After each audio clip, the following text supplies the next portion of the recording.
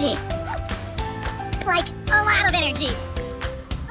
You know, this reminds me of an animal we have right here at Little Creek. So come along with us and let's meet this little ball of energy.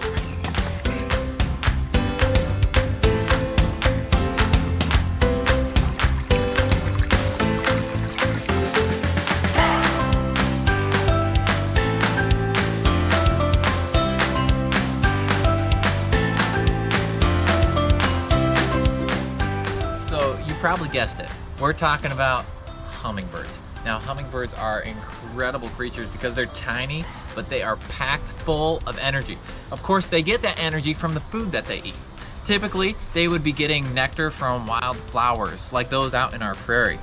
We're gonna show you how we feed hummingbirds here at Little Creek using our very own homemade energy drinks. And really, it's nothing we came up with. People make this stuff all over. I'm gonna send you over to Donald where he's gonna show you exactly how to do this. Welcome to Little Creek Cooking Show. Today we are going to make hummingbird food. Hummingbird food is very, very easy to make. All you need is 3 simple things. Our first one is sugar.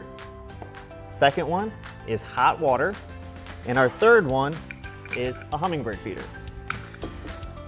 So today we are going to add a little bit of food coloring as well, but usually we don't even put this in. So all you need to know to make hummingbird food is the ratio 1 to 4. So 1 cup of sugar for every 4 cups of water. Today we are gonna have 1/4 cup of sugar and 1 cup of water. So we will pour in our sugar and give it a nice stir.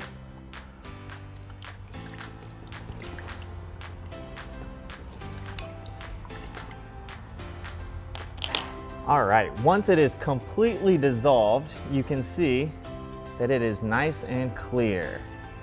At this point, we can add a couple drops of food coloring.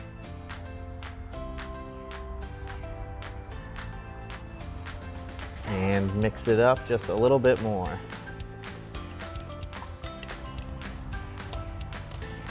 Our next step is to fill up that hummingbird feeder and go hang it up.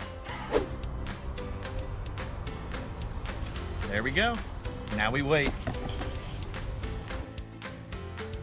The hummingbirds that live at Little Creek are called ruby-throated hummingbirds. They spend their winter in Central America, and during the spring, they'll migrate north, arriving in St. Louis around the beginning of May. They'll stay here all summer and then migrate back south in September.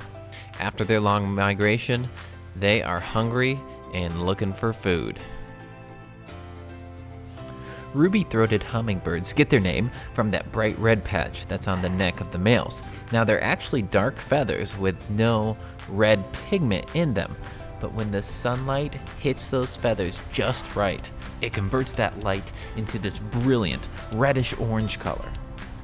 The main birds that we saw were these females here.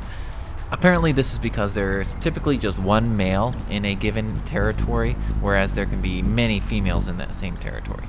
We were surprised at how competitive the hummingbirds get over the feeders.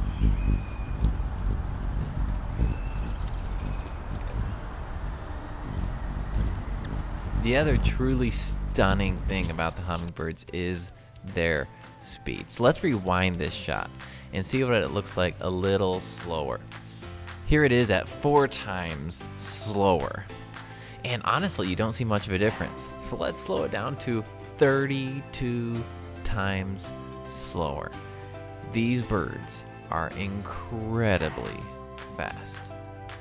In order to fully appreciate just how fast these birds move, we're gonna have Donald race them. Are you ready? On your marks, get set, go! Okay, that looks pretty fast. Let's see how he stacks up.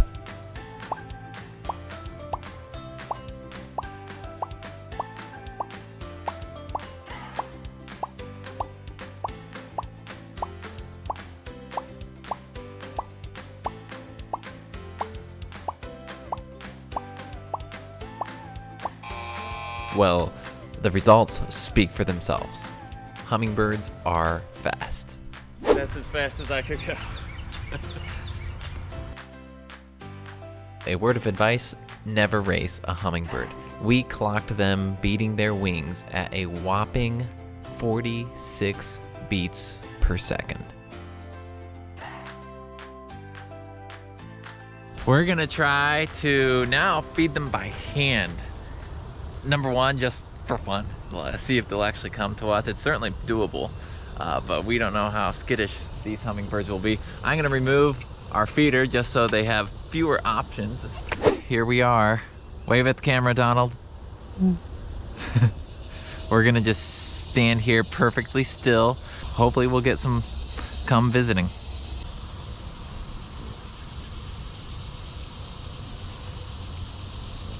We had mixed results. We had a couple curious hummingbirds come by to check out these funny looking trees standing in the middle of the field, but mostly they were just wondering what happened to their feeder.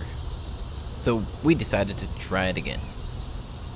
Okay, here we are, take 2. Donald already has a little bee visiting his flowers. Super excited about it. On this day, we were pleasantly surprised with a little more success.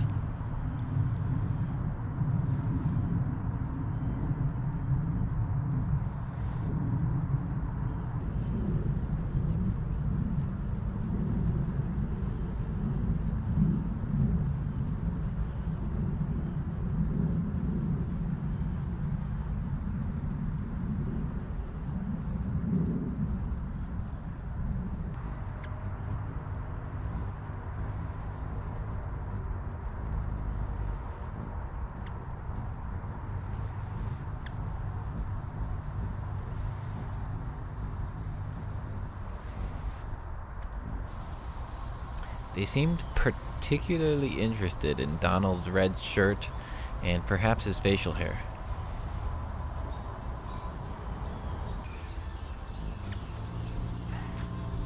With enough patience, we were even able to get them to perch on our fingers while they were eating. It was pretty awesome.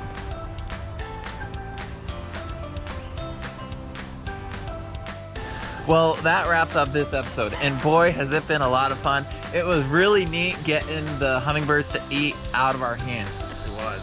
So one thing that I learned is hummingbirds are super fast, full of energy little birds, and the most fun part was being so close. That's the closest I've ever been to a wild bird. Yeah, and I completely agree. One of the neat things that I learned was how territorial the hummingbirds are. They really go crazy fighting over and defending the feeders that we hang up here and around our house. Now this one was a lot easier than we expected. All we did was hang up some hummingbird feeders, stood out here for about an hour, and we had hummingbirds coming to our feeders. So I encourage you guys to go out and buy some of these, set them out, and try this one on your own.